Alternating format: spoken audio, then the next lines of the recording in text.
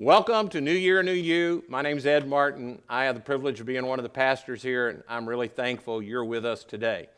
Because I want to talk to you about a problem that is really widely spread in our culture. It most likely is among many of us, most of us probably.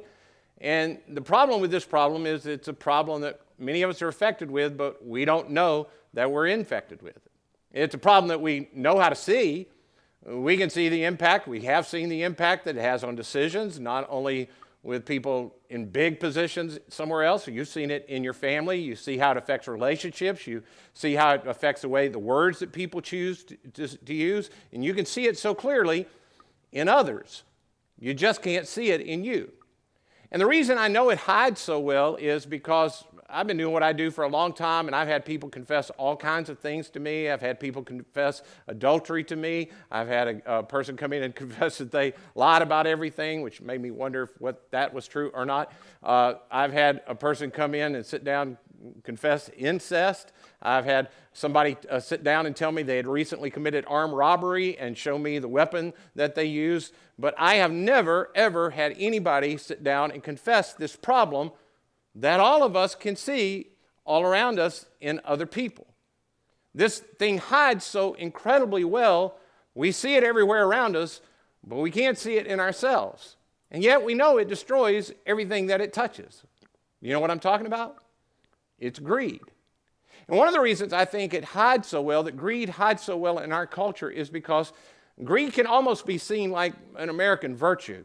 In fact, it's one of those things that when you listen to people talk, we can sort of hide our greed behind, not always, but behind things that we say. We'll just say things like, well, you know, I'm just really thrifty, or I'm a saver. I'm a person who's really careful. I want to make sure that I just have enough. I don't ever want to be a burden on my kids. I don't want to be a burden on anybody else. I don't want anybody having to take care of my stuff. I'm just very, very, very careful.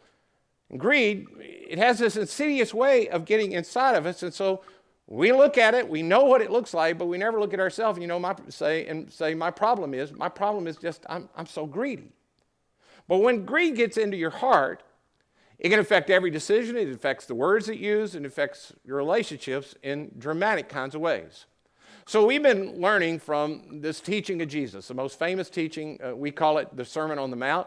And this particular section we've been looking at, Jesus has been telling us how the kingdom of God has the power to change us from the inside out. And today, he's going to talk to us about this area of greed.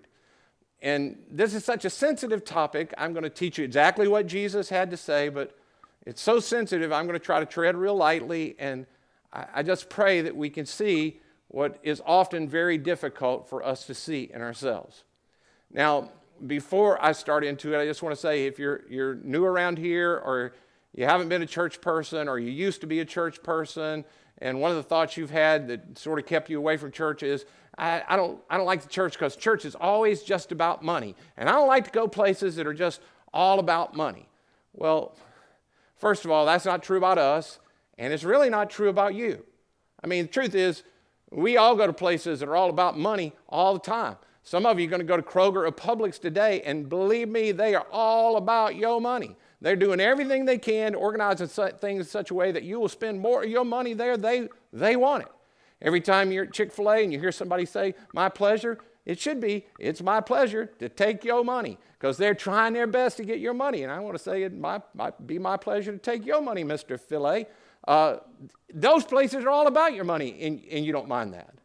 That's not true about you, and it's not really true about us, because we're trying to talk to you about something that you know the impact that it has, and in truth, you know this greed issue is not a money issue. It's a heart issue. It's not a financial issue. Greed at its root, this is something that gets so in us, that hides so well behind other kind of things, and yet it can destroy everything in your life.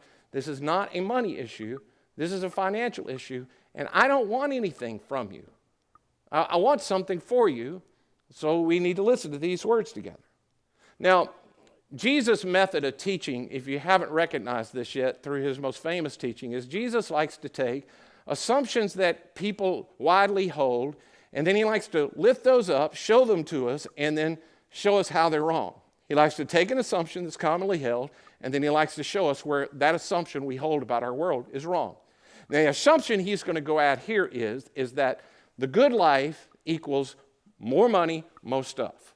More money, more stuff, more problems. Now, while that might make a really cool kind of tune, we don't even really believe the last part. We don't believe more money, more stuff, more problems. We really believe that good life equals more money, more stuff. Now, while you might never say those words out loud, if somebody who came from outside our culture and they stepped into our culture and they watched us for a while and how we do things, they might very well assume that that's exactly what our highest cultural value is. And I tell you how you can see it when you look at it.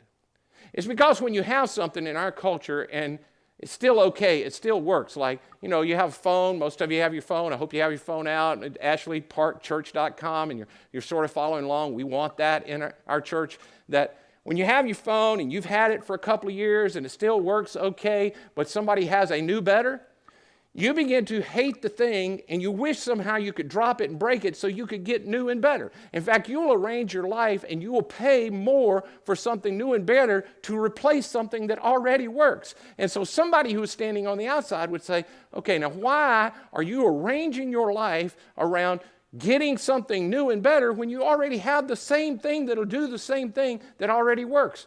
What is that? But when somebody comes to you and says, hey, I have a real need, like I need help with something, and it costs less than this new better that you got, when you look at the real need, you feel compassion, but you say, well, I don't have that amount of money in my hand, so I can't help you. I'm so sorry. But when it came to getting this thing that you wanted in your hand, you didn't think about, I don't have the money for that. You began to leverage how you could pay for it over time to get that done. But when it came to this, to giving, to help somebody, you didn't think, how can I creatively help them? You just said, I'm sorry, I can't do that. What is it that allows us to arrange ourselves when it comes to us to do whatever we need to do to get something for us, but when it comes to helping somebody else with a real need that we can see and we even feel we want to, we just out of hand says, I don't have it, I can't give. What is that? What's that called? God would say, I know. That's greed. You're thinking, okay, man, I'm glad I came today. I mean, Ed, you just basically condemned everybody and our whole system of economy, because our economy is based on, hey, we get more money, we go out and spend, and people have jobs, and that's the way our economy works, and you're just condemning everybody, including yourself. And you're right. All I'm saying is the assumption Jesus is going at is so deeply held in us that a good life equals more money, more stuff. And if you're really aware of it, it gets lodged in you at some point, and it almost feels wrong for it to be attacked. And eventually, it begins to affect your thoughts and your decisions and your relationships. And if you're not careful, one day somebody who's really close to you, who really cares about you, will feel like you are more concerned about your stuff and your money, that you love it more than you love them. And it's not a financial issue. It's a heart issue.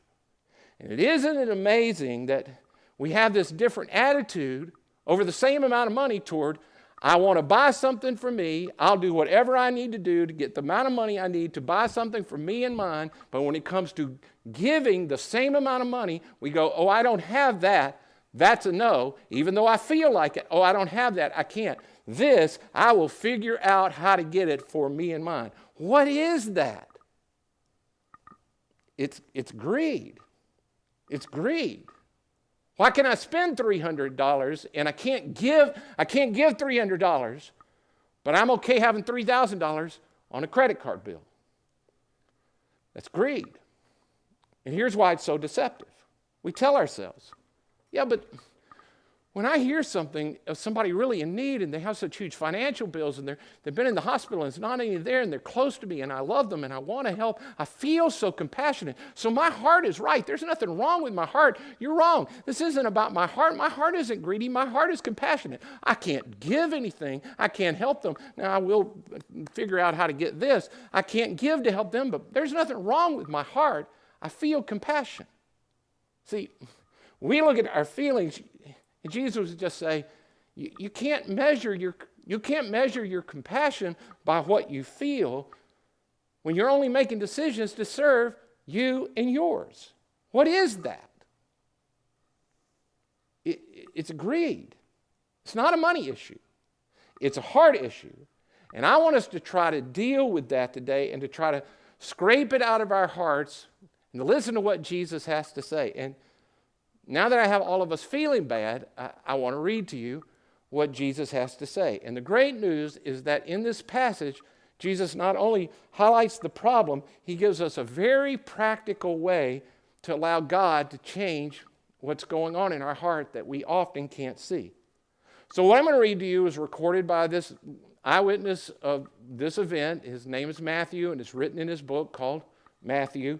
And we've been reading it for some time now. Here's what he recorded that Jesus said. Do not store up for yourselves treasure on earth where moths and vermin destroy and where thieves break in and steal. Now, just to be clear, he doesn't mean you shouldn't have a savings account. He's not meaning that you should just live with no thought to the future. He's not meaning sell everything you have and go out and live on the street. He's not saying about those kind of things. He's addressing this thing that's been alive in human beings forever of swapping for more and better. It's swapping and increasing your lifestyle. It's about arranging your life over building your kingdom. He says, if you find yourself stuck in that over and over and over, building your little treasure chest here, he says, instead, I want you to store up for yourselves treasure in heaven where moths and vermin do not destroy and where thieves do not break in and steal. Now, store up treasure in heaven is just a Jesus phrase for give your stuff away.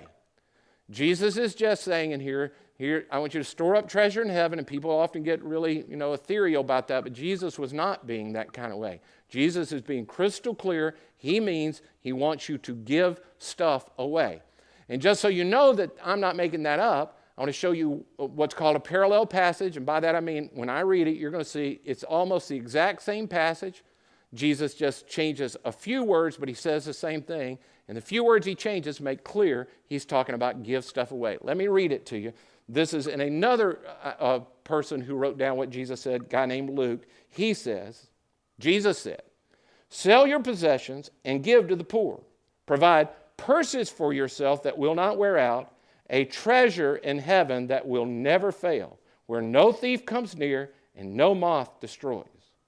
So when Jesus says, store up treasure in heaven, that equals take some of your stuff, transfer it from your benefit to the benefit of somebody else. Now that makes sense because what God cares about is loving God and loving others. So you take some of your stuff and you transfer it from your kingdom to benefit somebody else's kingdom. You take and you help somebody else, and by that, you begin to store up treasures in heaven. And then he goes on to give us the reason why he wants us to do that. And we would expect him to say, well, the reason why is because there's people in need and you need to love these people, and so you have so much more than other people. And when you do that, God will see it, and God will one day reward you in heaven. And those are all really good reasons, but that is not the reason Jesus says that we should transfer from our kingdom to somebody else's. Instead, he says, I want you to do it for a very simple reason that has the power to totally redirect this thing in your heart that you can't see. He says, and that means because of what I've just been teaching, here he says, here comes the principle, for where your treasure is, there your heart will be also. Look, he says, I want you to relocate your treasure from your world and your benefit to the benefit of someone else. Get it out of here and get it into there. And in doing that, you will begin to transfer your treasure to heaven. Where your treasure is, your heart will be also. He's saying, if you want to know where your heart is, you can't look at how you feel when you see somebody in need. You can't look at it that way. You want to know what's really going on in your heart, all you have to do is follow the money, the treasure trail. If you want to know where your heart is right now, all you got to do is look at your debit charges, your credit charges, look at what you are doing with your money, and it will lead right to where your treasure is. You don't determine about what's true about your heart by what you feel in your heart. I feel so compassionate when I see somebody in need. I don't do anything. I feel it. My heart goes out to them. You can't judge it by that. You have to follow what you do has been entrusted to you. Where is your treasure going? Is it in your kingdom, or are you helping it for the benefit of other people? If you want to know where your heart is financially, you just follow the money. Now, that's not something you didn't already know. You might not have said it that way, but you've seen it even in yourself. And the way you see it is, you've taken some of the money that you've earned, not any that somebody gave you, but your hard-earned money, and you've gone and you've bought something you really wanted, a new car, a new house, a new phone, something new that cost you some money. And when you got that new and better that you had always really wanted, what you noticed was you cared about what really happened to this thing you spent your money on. You got a shiny new car and you felt so good about it, and you wanted everybody to see it, or you just were glad to have it, and you found that you didn't want to park it close to anybody else's old shabby pickup because you're afraid they just ding your car up, and you cared about what happened to this. Your heart got attached to that. You bought a new sofa, and a friend of yours came over who was a little large, and he's just about to sit on your sofa, and you go, whoa, whoa, whoa, whoa, whoa, whoa, oh, man, I got a better seat for you, and you got out the big wooden chair, and you put him close. You sit right there, and you can watch the game right there, man. You found that your heart was attached to this thing you spent your money on. Why is that? I know. That's all Jesus is trying to say. Where your heart is, where your treasure is, there your heart is also. Now, if you checked out a little while back, because after all, this is a preacher talking about money, would you just check back in for just a second? Because here's what Jesus is saying. The reason I want you to sell some of your stuff, and I want you to move it from you to the benefit of others, is because where your treasure is, your heart will be. But what he's really saying is, not only can you know where your treasure is by following the money, but if you want to change what might potentially be lurking that could destroy your relationships and destroy everything in your life that you can't see, if you want to transfer that danger away, the way you can move where your heart is move your money. It's not only where your heart, your treasure is now, your heart is now, but where you put your treasure, your heart will be. It's a predictive kind of thing. You want to move your heart in the direction of the things you feel, then move your treasure and your heart will eventually follow. And that makes sense. I mean, people hear and they think, oh, here again, God just cares about my money. God didn't care about your money. God cares about your heart. I mean, after all, if God cared about your money, God can have your money anytime he wants, because everything you have belongs to him. And when you die, you can't take any of it with it. It goes back to God. It's all going to go to somebody else. So God's like, I don't care about your money. I have your money at any time I want it. What I care about is your heart. And I want your heart to be right, and this thing that is such a danger to you hides and you can't see it. So the way you make sure it doesn't get in your heart is you make sure your money gets transferred from you and yours to the benefit of somebody else, and your heart will eventually follow your money. If you want to get greed, you want to root it out of your life, you want to make sure it doesn't have all of its destructive properties, then you make the decision. I will not make my life about acquiring for me and mine. Instead, I will make the decision to send some money outside of my kingdom to build the kingdom of other people, to help other people. If you make that very difficult, very anti-cultural, you make that very strategic decision, you and your money for the benefit of other people, over time, your heart will follow your money, and you will be a total different person. Your money has the potential to root out every little bit of greed in your life when you generously, strategically, systematically make generosity a part of your life. Now, from here, Jesus gives us an illustration of this. Some people think that Jesus shifts gears and goes a whole other direction here. I don't think so. Because the reason I don't think so is because these teachings about money, of rooting this out of your life and systematic, strategic kind of giving for the benefit of others, has so much power. And the reason I know it has so much power is because of the power I've seen in my life and the power I've seen of this in other people's lives. It is not a rare thing. In fact, like I haven't had many people, I have no one ever confess to me being greedy. The number of people that have thanked me for any particular teaching, this has been the most thanked kind of teaching I've ever got, the most gratitude I've ever received. It's not an unusual thing for somebody to come up and say, hey, you know, a few years ago you taught about this and I decided to try it. Or somebody will say, hey, you remember that message where you talked about, and I don't normally remember it, and they'll say, you challenged us to begin to take a percentage and give it away. And inevitably, what they talk to me about when they get to the end of it is they never talk about what happened financially for them. What they talk about is what happened in their heart. They talk about, my life began to change. And I began to change. And I began to trust God more. And I began to see people different. And my life became a whole different thing. I became more joyous. And I became more loving. And I became more focused. My life became a whole different thing because of this decision I made about my money.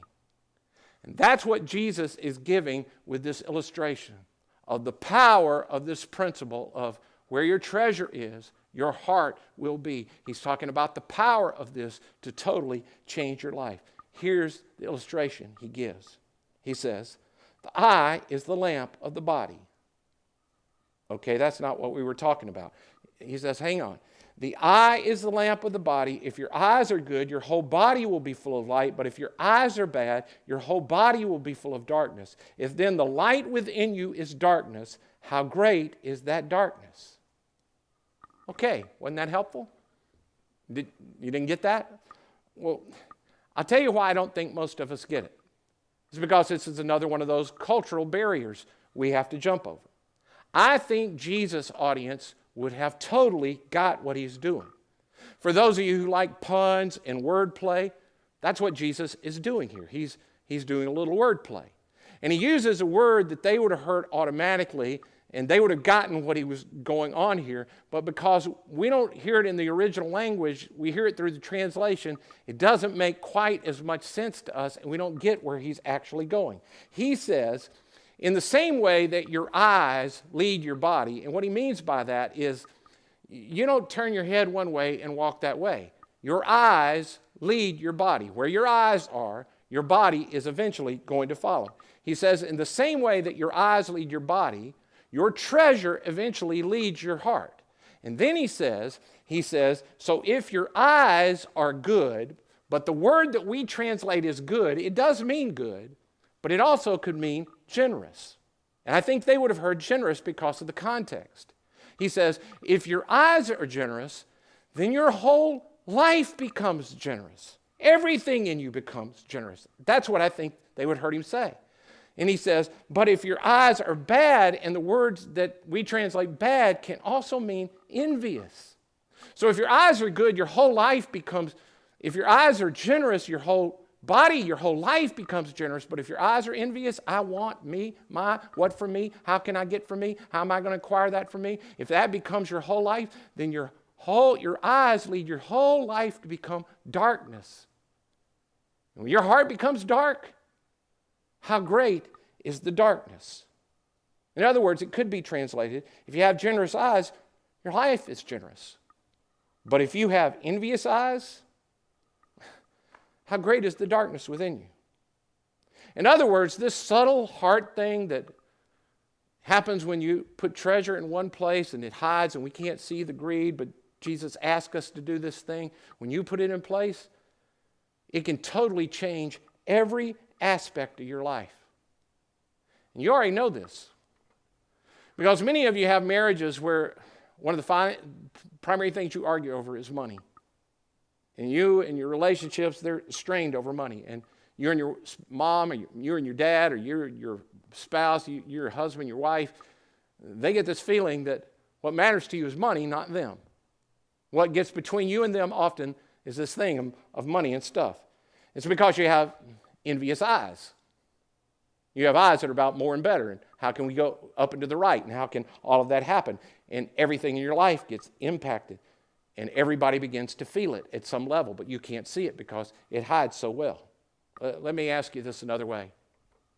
Have you ever known a really generous person, like a person who just loves to give, that wasn't also a really joyous kind of person to be around? Like, have you ever met a person who you have to be really careful you don't say something you want around them because the next time you see them, they go, oh, I got you one. The kind of person who just loves giving stuff away, that didn't just also have this joyous, kind of happy kind of spirit around them. Or have you ever met a really joyous person that if you around them a while, they are also one of the most giving, loving people you've ever met? On the other side, have you ever met somebody that's always about me and mine and how to take care of mine and, oh, be careful with that. Oh, don't scratch that. You ever met one of those people that you found yourself saying, okay, they're just hard to be around. And it's not only about the things, it's hard in every area. That's because when your eyes are generous, your whole life becomes full of life.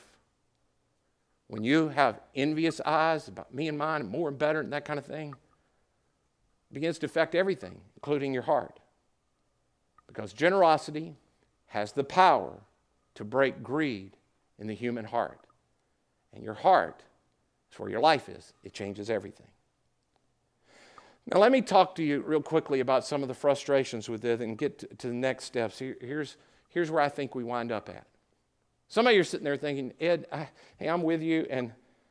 But if you're saying I can never get a new car and I can never have a new set of clothes and I can never have, if I can't have any more nice, is that what you're saying, that I can't have nice things, anything? So I'm convinced so many people get to this point and they hear this teaching and they're thinking, okay, I can't make sure my kids have nice things. I can't make sure anything's nice. And if you're saying that, I'm not going to sell everything I have and go live on the street. And that's what it is. You just go, oh, whatever. I don't know how to apply this. And I think because people don't know how to apply this, it sounds so extreme, they just wind up walking away. In fact, some of you for the last few minutes have been thinking, man, I hope my spouse is not taking this too seriously. I don't want to have that conversation.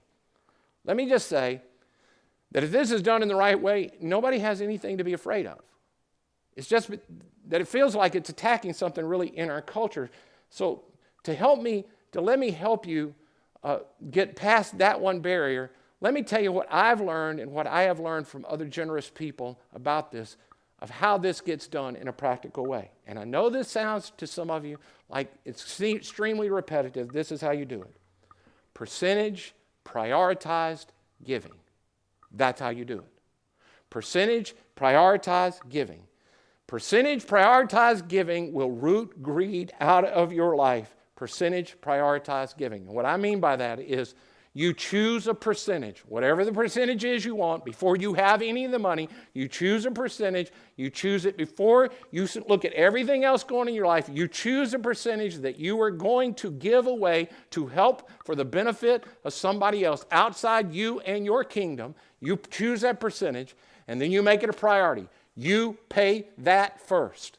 You take that percentage that you give it away first, and then your lifestyle, your kingdom begins to adjust to giving it away. And your heart, it will follow your treasure, and you will become a more generous person. You pick a percentage, you make it a priority, you do it first above everything else, and over time, you will begin to root any possibility of greed out of your life. Now, for those of you who are like me, you've been doing this for a long time, let me add one more word to that. You also need to become progressive in it. And here's what I mean. That means that as I get adjusted and I see that God can be trusted and what He said is true, and my life begins to get full of life and my eyes become generous, that over time I don't just settle into, oh, I have this percentage and that surely works. You continue to make that percentage grow so that your trust continues to be in God and you begin to become even more generous in your life. Over time, priority, percentage, progressive giving will root all the greed out of your life, and it will fill your life with light. Now, if you're at a place where you already prioritize percentage giving, and me adding the word progressive sometimes offends you or hurts you, what is that? It might be greed. It just might be greed. And you might want to look at that. And you might just need to admit it. This is not about money. This is about your heart. And I want you to see how God could work in your life and change all of your life and bring light into all your life. You could live in the kingdom of God instead of making everything about your kingdom. And as you transfer some of it to help other people, your kingdom heart for others will grow and your whole life will become full of light. That's what I want to plead with you to do if you're a follower of Christ. Now, I may not have to say this last part, but I say it every time I talk about this. If you're sitting here and you think, oh, he just wants us to give money to the church, I want to say first, I never said give money to the church. That's what you heard. I never said those words. Listen to it all want. I never said those words. But what that means is you just don't trust me, and there's probably plenty of reasons for you not to trust me. So here's what I want to say to you. Pick a percentage, make it a priority, and don't ever give it to Community Christian because you don't trust me. I'm completely okay with that. Now, why aren't you going to do it? I double dog dare you. Pick a percentage, make it a priority, and give it away. And see if your life doesn't begin to change. No, you can't take it and pay your child's Christian school tuition. That's about you and your kingdom. Pick a percentage, give it away for the benefit of other people. And if you say, I don't think I can do that, what is that? I think I know, and I think you do too. And that's what you want to work on. It's not a financial issue. It's a heart issue. I have never, ever met a person who took God at his word on this and put it into place who wasn't thankful that they did. Because it changes our lives. Because it's not about money. It's about the heart. And this will change your heart. Let's bow together and I'll pray for you. Now, Father in heaven, I pray that you will do what I can't do. That between my words and the hearts of the people that hear, you will do a miracle. And you'll begin to change us and you'll give us the power inside out to change our lives. And we'll become the people you want us to be. Root every little piece of greed out of our hearts. Make us a generous, loving people who follow a generous, loving God. In your Son's name I pray. Amen. Thank you all so much for coming. We'll see you next week.